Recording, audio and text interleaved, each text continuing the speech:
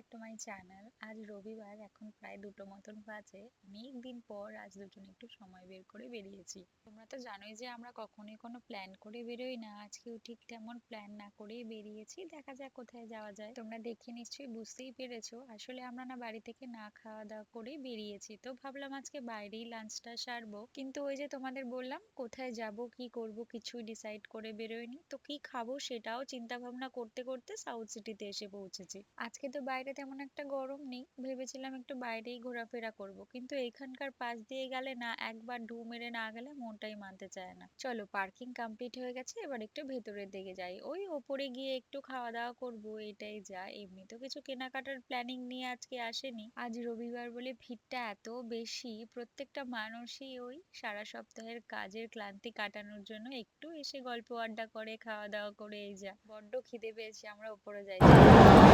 আমাদের ঘুরতে যাওয়ার জায়গা বলতে তো এটাই মনে হয়। তো আমরা অনেকদিন থেকেই সাউথ সিটি যাব ভাবছিলাম, আর বিয়ের পর আমাদের সাউথ সিটিতেই ফার্স্ট টাইম আসা।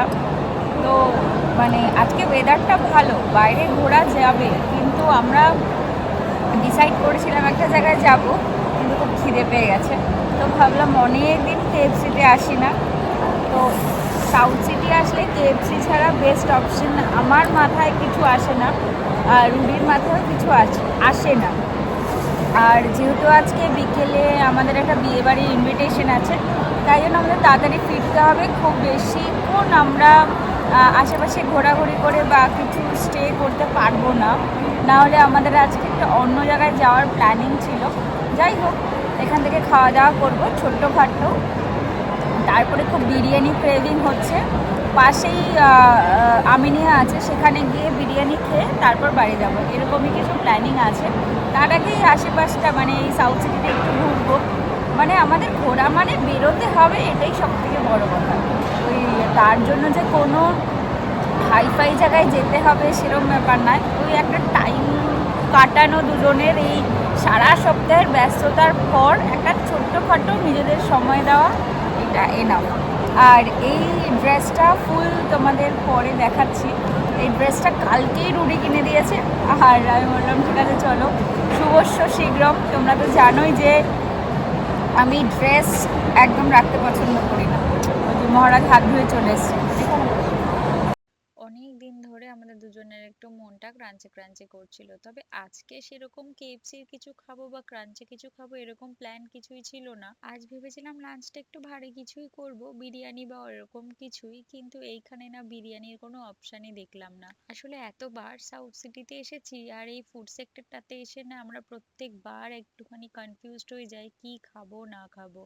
ওই দেখো, একটা না একটা ব্লান্ডার আমি করবোই। মিউনিসটা খুলবো বলে নিলাম, টুক করে হাত থেকে পড়ে গেল, ভাগ্যিস জামা প্যান্টে মাখেনি।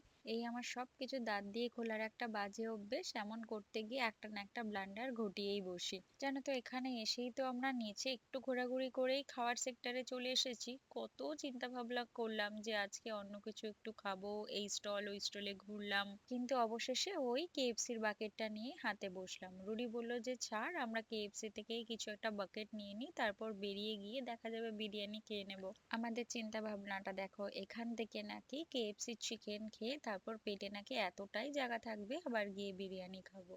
তোমরা আমাদের এত রেস্টুরেন্টে যেতে দেখেছো, এত ঘোরাঘুরি করতে দেখেছো, এত খাবার খেতে দেখেছো, কোনোদিনও তোমরা আমাদের দেখোই নি যে পিৎজা খেতে। আমরা দুজনের কেউই না ওই পিৎজা ব্যাপারটা একদম ভালোবাসি না, তার থেকে মনে হয় এরকম ক্রাঞ্চি কিছু খাওয়া অনেক ভালো। চলো, দুজনে একটু সুখ দুঃখের গল্প করতে করতে এবার খাওয়া দাওয়াটা শেষ করি। অনেক দিন পর দুজনে বেরিয়েছি, তো খাওয়া দাওয়া করে বেরিয়ে না আর বিরিয়ানি খেতেও মন চাইলো না, পেটটা একটু ভর্তিই আছে, আর বাড়ির দিকে যেতেও মন চাইলো না। পাশ দিয়েই যাচ্ছিলাম, ভাবলাম একটু রবীন্দ্র সরোবরের লেকের পাশ থেকে ঢু মেরেই যাই। পরন্ত বিকেল তো আর নেই, সূর্যাস্তটা ভারী সুন্দর লাগে এখান থেকে দেখতে, কিন্তু ওই যে আমাদের সময়ের সীমারেখা তো কোনো কিছুর সাথেই মেলে না, তাই অন্ধকার আর আলোর মাঝামাঝি সময়ে এসে পৌঁছালাম।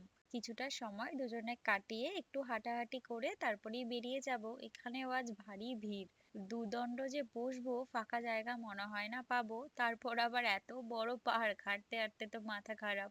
গাড়িটাকে একটু কাছাকাছি পার্ক করব যেন লেকের দিকে যেতে খুব একটা সময় না লাগে, তবে অনেকগুলো গেট তো গুলিয়ে ফেলেছি পুরো। যাই হোক, ঢুকে যখন পড়েছি কোথাও না কোথাও গিয়ে তো ঠিক শেষ হবেই।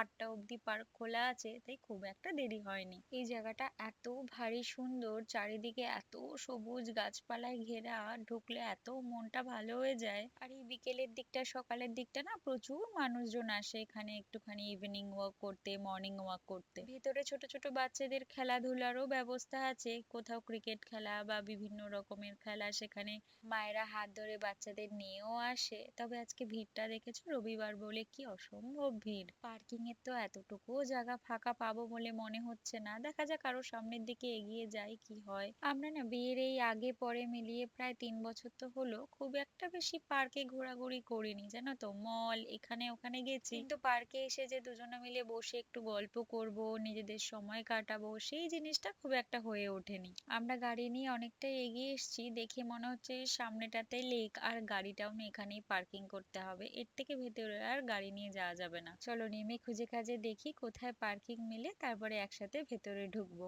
কি ভালো লাগছে দেখতে। এখনো ওই দিকটার ওই জলের সূর্যের যে আভাটা আছে না, ওটা পড়ছে, তা কি দারুণ লাগছে।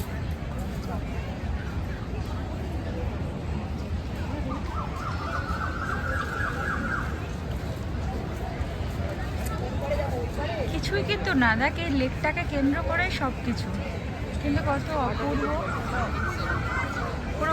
এই রুডি, আমি বলবো এই জায়গাটা দেখে কোন জায়গাটার কথা মনে পড়ছে? আমি পুরো নদী এর কাছ থেকে তুই বলতো তোর তোর মনে, তুই মনে করতে পারিস কিনা বল বল দেখি। পাহাড়ের একটা জায়গার কথা মনে পড়ছে, বল। না না, মিরিক মিরিক মিরিক লেকটা অনেকটা এরকম, অনেকটা। মনে কর তুই, সেই বাড়িতে শুনেছিলাম কোকিলের আওয়াজ, আবার এখন শুনলাম।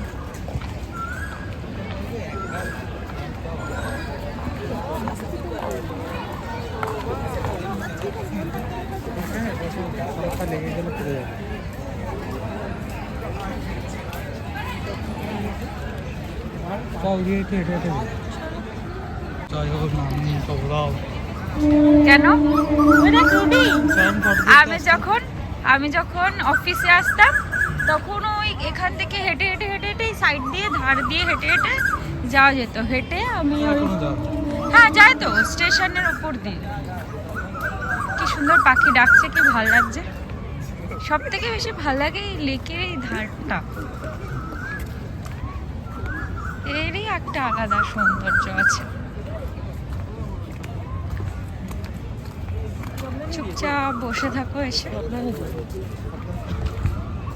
কি অপূর্ব লাগছে দেখতে, কি অপূর্ব লাগছে, কি অপূর্ব লাগছে দেখতে। একটু কিন্তু অপূর্ব লাগছে। লাগছে, তুই দেখ, তুই দেখ এই জায়গাটা, তুই দেখ। চলো বেরিয়ে গেলাম, অনেকটাই রাত হয়ে গেছে, এখন না বেরোলে আর বাড়ি পৌঁছাতে পারবো না। তোমাদের তো বলেইছি আমাদের আজকে আবার একটা ইনভিটেশন আছে, নচেত এখানে আরো কিছুটা সময় থাকা যেত। আজকে আর সেই সুযোগটা হলো না, পরে একদিন না হয় সূর্যাস্তের সময় তোমাদের নিয়ে আসবো। আমাদেরও তো দেখাটা বাকি রয়ে গেল, তারপর না হয় সবাই একসাথে আবার দেখবো। চলো আমরা চলে এসেছি, এবার গিফট র্যাপ করতে হবে। গিফট র্যাপ করে তোমাদের তো বললামই আমাদের আজকে ইনভিটেশন বাড়ি আছে, সেখানে যাবো। অলরেডি একটু লেটই হয়ে গেছি, গিয়ে কোনো রকমে রেডি হবো, হয়ে যাবো। এই সালভারটা করেই চলে যাবো, ঠিকঠাক এটা করেই যেতে। বাট পাড়ার একটা অকেশন তো, আর তখন নতুন নতুন বিয়ে, তাই ভাবলাম না শাড়ি পরেই যাই, খুব একটা বেশি সময় লাগবে না। চলো ঠিক করে রেডি হয়ে নিই। এই যে ফুল রেডি হয়ে গেছি, তোমাদেরকে তো বললামই যে আমাদের একটা ইনভিটেশন আছে, বেরোবো বার্থডেতে। তো এই পশমিনাটা পরেছি, এই পশমিনাটা তোমরা আমাকে এর আগেও পরতে দেখেছো, আর এটা আমার খুব পছন্দের একটা শাড়ি, বিশ্বাস করো, এত লাইট ওয়েট। আর আমার তো একটু এই যে এই পেছনের উইভিংগুলো লাগলে খুব প্রবলেম হয়, আর গরমের মধ্যে এর থেকে হালকা শাড়ি আর হয় না, মানে সিল্কের মধ্যে এর থেকে হালকা শাড়ি হয় না। আমি একটু হালকা পাতলা শাড়ি পরতে ভালোবাসি, এই জন্য আমি না বেসিক্যালি ওই যে হ্যান্ডলুম ওগুলো ভালোবাসি, কিন্তু সব জায়গায় তো হ্যান্ডলুম পরার মতন নয়, তো সেই জন্য এই যে এটা পরে রেডি হয়েছি, পুরোপুরি ফুল রেডি। আজকে চুলটা ছাড়িনি, ছাড়লেও অসুবিধা হতো না কারণ বাইরে আজকে সেই লেভেল গরম নেই।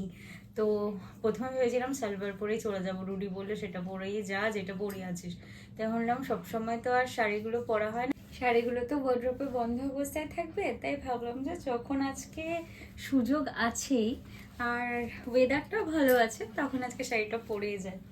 এই বাড়ি থেকে যেটা আমাকে দেওয়া হয়েছিল সেই হারটা পরেছি, আর মায়ের বিয়ের কারিন, মায়ের গয়নাগুলো মাও মনে হয় এতবার পরেনি, আমি যতবার পরেছি। আর একটা বালা পরেছি, খুব হিজিবিজি পরতে আমি ভালোবাসি না, খুব সিম্পল। এই সেজে বেরোচ্ছি, আমাকে কেমন লাগছে জানিও। আর আমার পতি পরমেশ্বর, সে তো যেই টি শার্টটা পরেছিল সেটাই পরে গেছে, আর একটা নর্মাল প্যান্ট চেঞ্জ করেছে। ওকে রেডি করানো খুব চাপের, ওই যেমন তেমন ভাবেই চলে যায়। এভাবে ও বলে আমরা শ্রমিক মানুষ, আমাদের আর কেই বা দেখবে, এমন কথা।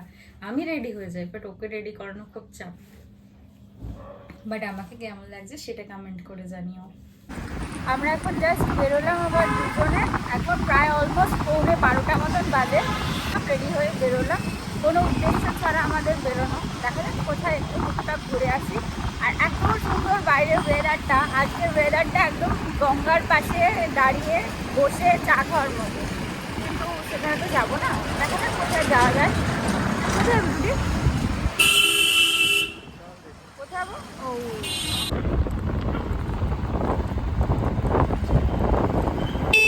তোমরা তো দেখলেই যে আমরা বেরিয়েছিলাম, তো কফি খেলাম, তারপর একটু ফ্রেঞ্চ ফ্রাইস খেলাম, একটু ক্রাঞ্চি কিছু খুব ইচ্ছা করছে। আর কালকে আমাদের আবার বিয়ে বাড়ি আছে, তো সেই জন্য আজকে ইচ্ছা করলেও আর খেলাম না।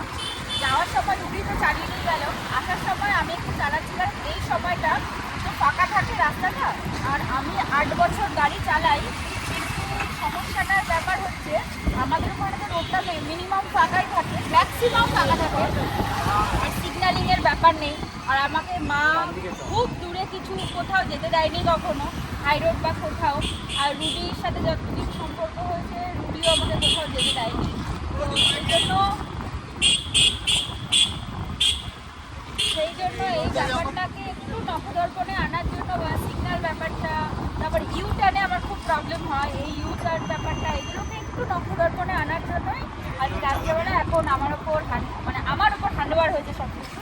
এই সময়টা ওর দায়িত্ব আমাকে সব কিছু শেখানো। দাঁড়াবো, আমি একটু সিগন্যাল কম মেনেই চালাই, কম মেনেই চালাই, ও মোটামুটি সমস্ত মেনেই চালাই। এবার এটাই আমাদের কথা যে ও একটু আমাকে এগুলো শেখায়। চলে যাই, সব কিছু চলে গেল।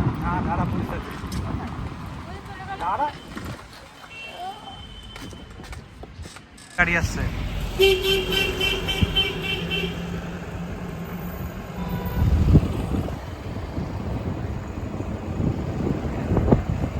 বাড়ি চলে এসেছি, রুডি এখন গাড়ি তুলবে। আর সব থেকে বড় কথা হচ্ছে আমাদের এখানে এখন এসি শুরু হয়ে গেছে চালা। এই সামনের বাড়িটাতে অলরেডি এসি চলছে, আমরা গিয়ে এখন এসি চালাবো। গাড়িটা খুব সুন্দর স্মুথ হয়ে গেছে, স্মুথ। আমি চলে যাবো উপরে? না একসাথেই যাবো। না একসাথেই যাবো। না তোর গাড়ি একসাথে যাবো। আমরা এখনো ডিনার করিনি, সিরিয়াসলি। অ্যাকচুয়ালি ও এতটাই দেরি করে এসছে না, ওই তারপরে আমরা বেরোলাম। আর এটা এভরিডে রুটিন, বেরোতে হবে আমাকে এই জিনিসটাকে নিজের আয়ত্তে আনার জন্য। এইটুখানি ঠিকঠাক ক্যাপচার করতে পারলে তারপরে ভিড়টার মধ্যে চালানো প্র্যাকটিস করতে হবে, কারণ কলকাতার রাস্তায় যে এক্সট্রিম ভিড়ে গাড়ি চালাতে পারবে, জ্যামে সিগনালে, সে পৃথিবীর যে কোনো প্রান্তে গাড়ি চালাতে পারবে। এটা হচ্ছে কথা, মানে যে লেভেল ভিড় হয়। ভিডিওটা তাহলে আজকে এখান থেকে শেষ করি, গিয়ে ফ্রেশ হয়ে খেতে বসবো। আবার কালকে একটা নতুন ভিডিওতে দেখা হবে। ততক্ষণ তোমরা ভালো থেকো, সুস্থ থেকো, সাবধানে থেকো। আর পুরো ভিডিওটা ভালো লাগলে একটা লাইক করে দিও, ভিডিওটা দেখে কমেন্ট করে জানিও তোমাদের কেমন লাগলো। তবে আজকের মতন আসি, টাটা। আর